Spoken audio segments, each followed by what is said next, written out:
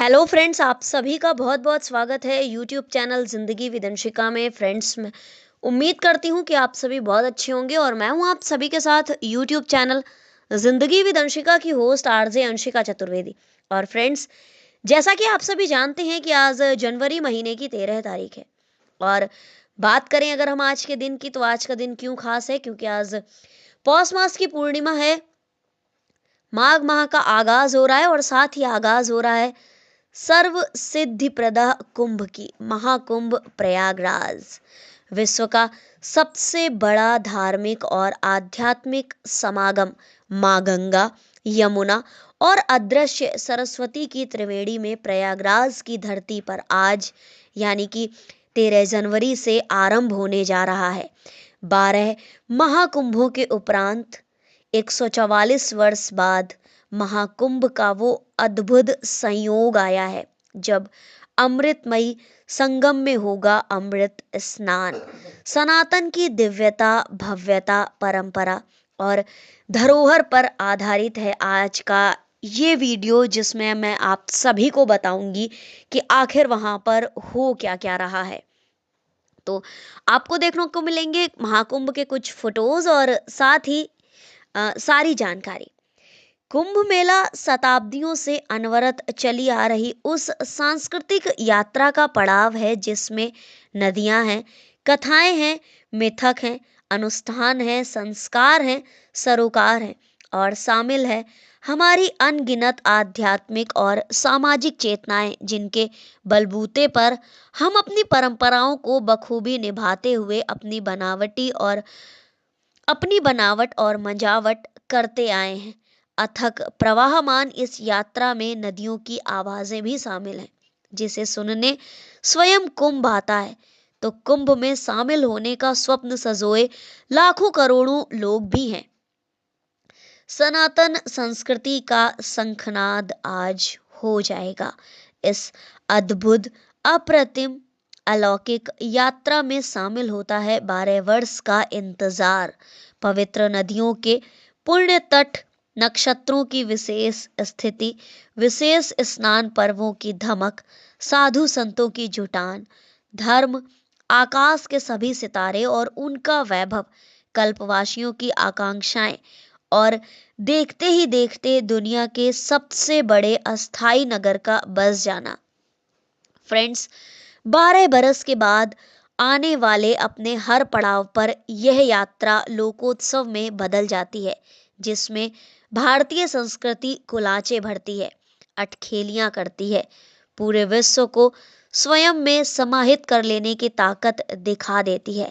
सच तो यह है कि इस लोकोत्सव में वसुधैव कुटुंबकम की, हमारे भारत की अवधारणा, यानी कि जो वसुधैव कुटुंबकम की भारतीय अवधारणा है, सहजता से चरितार्थ होती है। वसुधैव कुटुंबकम का अर्थ है पूरी पृथ्वी मेरा परिवार है। फ्रेंड्स, वास्तव में भारतीय संस्कृति की अवधारणा में ही सामूहिकता निहित है। हमने प्रारंभ से ही विश्व को एक परिवार की तरह मानकर स्वयं को प्रस्तुत किया है। वसुधैव कुटुंबकम की हमारी भारतीय अवधारणा रही है। हमारी सभी सांस्कृतिक चेतनाओं में समूह पहले आता है, फिर व्यक्ति आता है। यही वजह है कि कुंभ जैसे आयोजन केवल देश को ही नहीं बल्कि पूरे विश्व को अपने भीतर सहेज लेने का सामर्थ्य रखते हैं। यही वजह है कि किसी भी कुंभ मेले में पग पग पर संस्कृतियां अपनी पूरी रौ में चमकती दमकती मिल जाती हैं। इसी चमक दमक के आलोक में ही तो हम पीढ़ियों को बनाने और मांझने का दायित्व निभाते हैं। देश के दूरदराज के स्थानों से कुंभ मेले में अपने अपने समूहों में पहुंचते लोगों के पास अपनी संस्कृति की ऐसी पूंजी होती है जिसमें सब गुथे बिंधे रहते हैं, एक ऐसी डोर से जिसको टूटना नहीं आता, केवल जोड़ना आता है। गाते बजाते नाचते बतियाते इन समूहों में भारतीयता की उस चेतना के दर्शन हो जाते हैं जिनके सहारे हम पूरे देश को एकता के सूत्र में पिरोते आए हैं। तो क्या हम यह नहीं मान सकते कि सामूहिक संस्कृति का हिस्सा बनने और उसे निभाते रहने की सीख देने वाली पाठशाला की तरह होते हैं हमारे ये कुंभ मेले। सच तो यही है कि हम इन मेलों से बहुत कुछ ऐसी बड़ी ही सहजता से पा जाते हैं जिसे देने की जुगत में बहुत सारी यूनिवर्सिटीज पीछे छूट जाती हैं। हम कह सकते हैं कि कुंभ मेले हमारी सांस्कृतिक सामूहिकता को समझने व उससे जुड़ने के ओपन यूनिवर्सिटी होती हैं। ये अनायास ही नहीं है कि यूनेस्को यानी संयुक्त राष्ट्र शैक्षिक वैज्ञानिक एवं सांस्कृतिक संगठन ने 2017 में कुंभ मेले को मानवता की अमूर्त सांस्कृतिक विरासत की सूची में शामिल कर लिया है। सच यही है कि कुंभ मेले में पहुंचे बहुतेरे लोग किसी लोक कलाकार से कम नहीं होते। हर किसी को अपने विरासत में बहुत कुछ ऐसा मिल जाता है जो खुशियों के कुंभ के रूप में यहाँ फूट पड़ता है। कह तो यह भी सकते हैं कि यहाँ पहुंचते ही विरासत में मिली संस्कृतियां बिखर जाती हैं, अन्य लोक संस्कृतियों के साथ मिलकर किलोल करने अटखेलियां करने के लिए। यानी कि हमारी जो संस्कृतियां हैं वो बिखर कर अन्य लोक संस्कृतियों के साथ मिलकर अटखेलियां करने के लिए बिखर जाती हैं और सबके सब बहुरंगी लोक रंग में झूम उठते हैं। अपनी अपनी बोली और वाणी में लोकगीतों के स्वरों को एक लय ताल में बह जाने देते हैं यहाँ के लोग। कोई किसी लय में झूमता नजर आता है तो कोई किसी धुन गुनगुनाता मिल जाता है। कभी संगम की रेती पर विदेश से पहुंचे लोगों को गाते नाचते देखिए तो ये मत समझिएगा कि वो नदी के तट पर किसी इंटरनेट मीडिया पर अपलोड करने के लिए वीडियो शूट कर रहे हैं, बल्कि ये एक्सपीरियंस करिएगा, ये महसूस करिएगा, ये फील करिएगा, ये अनुभव करिएगा कि वो अपनी सुर लय ताल को हमारी सामूहिक संस्कृति के विरासत का हिस्सा बनाना चाहते हैं। शायद ऐसा इसलिए होता है कि कुंभ में पूरब पश्चिम उत्तर दक्षिण का भेद मिटते हुए, और यही वे बात है जो कुंभ को वैश्विक बनाती है।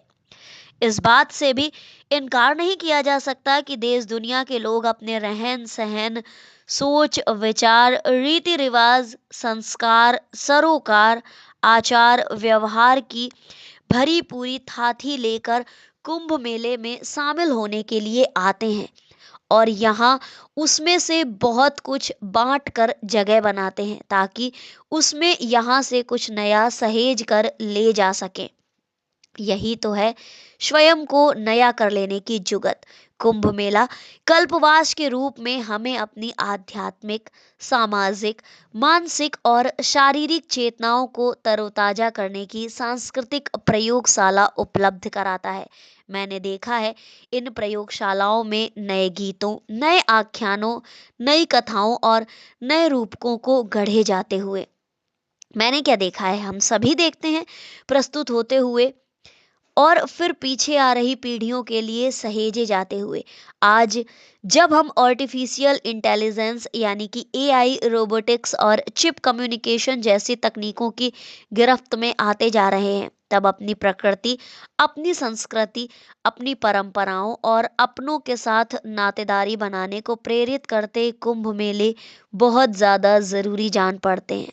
ये सही है कि वास्तविक कुंभ मेलों के साथ साथ वर्चुअल कुंभ मेले भी विस्तार पा रहे हैं, लेकिन हमारी संस्कृति यात्रा के अप्रतिम पड़ाव के रूप में साथ निभाते आ रहे हैं। ये मेले हमें ये भी सिखाते हैं कि किस तरह तकनीक को हाशिए पर ढकेले बिना हम अपनी परंपराओं, संस्कारों और सरोकारों से जुड़े रह सकते हैं और निरंतर उनको मजबूत कर सकते हैं। ये तो तय है कि 21वीं सदी के 25वें वर्ष में प्रयागराज महाकुंभ मेला हमारी भारतीय संस्कृति और तकनीक के बीच की जुगलबंदी को नए आयाम देगा। हमारी ये सदियों पुरानी सांस्कृतिक यात्रा एक नई आभा के साथ अगले पड़ाव की ओर बढ़ चलेगी। फ्रेंड्स, महाकुंभ में अनेक रंग दिखाई दे रहे हैं। इन्हीं में एक रंग बाल और युवा सन्यासिने भी हैं, जो सनातनी आभा को द्विगुणित कर रही हैं। वो नई पीढ़ी को सही मार्ग पर चलने के लिए प्रेरित कर रही हैं। इसके साथ ही समाज के प्रति चिंता और चिंतन भी कर रही हैं। उनका मानना है कि अगर युवा सनातन संस्कृति से प्रेरित नहीं होंगे तो वो अपने संस्कारों को भी कभी नहीं भूलेंगे। वो ये बताती हैं कि उन्हें संन्यास की दिशा में जाने के लिए प्रेरणा कब और कैसे मिली। आगरा की साधना राधे यूं तो हाई स्कूल की स्टूडेंट हैं, लेकिन उन्होंने देश और संस्कृति को बल देने के लिए भगवा थाम लिया है। उनकी मनोकामना है कि सनातन वैभव को दुनिया में विस्तार मिले। साधना कहती हैं कि उनके पेरेंट्स ने भी इस कार्य के लिए मुझे घर से भेजा है। मैं गुरु साध्वी प्रतिज्ञा राधे के सानिध्य में यम और नियम सीख रही हूँ। पूरा समय पूजा पाठ और कर्म कांडों को समझने और जानने में लगा रही हूँ। मैं पिछले 3 वर्ष से संत समाज के संपर्क में हूँ। मुझे खुशी मिलती है कि इतने बड़े दायित्व और लक्ष्य के लिए प्रभु ने मुझे चुना है। साधना कहती हैं कि गांव में एक बार भागवत कथा हुई थी और इसके बाद से मैं इसी धारा में बह निकली और मैंने अपना जीवन ठाकुर जी को सौंप देने का निर्णय कर लिया है। पिता रूप सिंह किसान है, मेरे 2 भाई हैं, वे गृहस्थ जीवन में हैं। सभी इस बात से सहमत हैं कि मैं धर्म के क्षेत्र में कार्य करूं और प्रभु की शरण में रहूं। ईश्वर की प्रेरणा से मात्र 11 वर्ष की संन्यास में आई आगरा की गौरी भी यही आकांक्षा है कि सनातन का विस्तार हो। विश्व में शांति के लिए वो इसे जरूरी मानती हैं। वृंदावन से आई राधिका शुरू से ही धार्मिक प्रवृत्ति की हैं। उन्होंने भी वर्ष 2010 में अपना घर बार छोड़ दिया था। देश को परम वैभव की ओर ले जाना है, सनातन का विस्तार हो और संस्कृति को बल देने के लिए भगवा इन्होंने थाम लिया है। संगम तीरे नागपुर से आई 13 वर्षीय बाल योगिनी अवधूतनी सिद्धगिरी ने भारतीय संस्कृति को आध्यात्म और विस्तार देने का लक्ष्य तय किया है। वो कहती हैं कि मोबाइल के सीमित प्रयोग पर बल देना है। साध्वी प्रतिज्ञा राधे जो मूल रूप से आगरा की हैं, लेकिन दीक्षा लेने के बाद वो वृंदावन में भगवत भजन में समय देती हैं।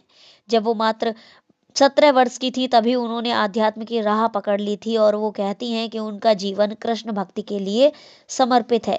भिंड की मूल निवासी बाल संत उजाला राधे महाकुंभ में आई हैं। उनकी आयु मात्र 12 वर्ष है। वो कक्षा 7 की छात्रा हैं और हिंदी, अंग्रेजी और गणित, विज्ञान, संस्कृत की पढ़ाई करती हैं।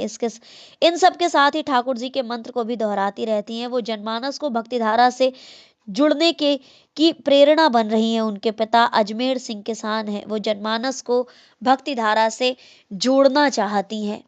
आस्था के रंग में रंगी सनातनी आभा आपको देखनी है तो प्रयागराज में गंगा, यमुना और अदृश्य सरस्वती के पावन तट पर आइए। इस बार महाकुंभ में श्रद्धा और विश्वास के साथ राष्ट्रीयता के भाव भी नजर आएंगे। यहाँ प्रत्येक जीव के लिए आचार संहिता है और उसका मर्म है धर्म। तो फ्रेंड्स, बस ये थी सनातन संस्कृति का शंखनाद हो रहा है सर्व सिद्धि प्रद कुंभ महाकुंभ प्रयागराज वर्ष 2025 का आज से आगाज हो रहा है। तो उससे जुड़ी हुई कुछ जानकारी संक्षिप्त में मैं लेकर आती रहूंगी आप सभी के लिए, और भी ढेर सारे वीडियोस महाकुंभ के। तो बस thank you so much, thanks for watching and thanks for supporting. देखते रहें मेरा YouTube channel Zindagi with Anshika. Bye bye and take care.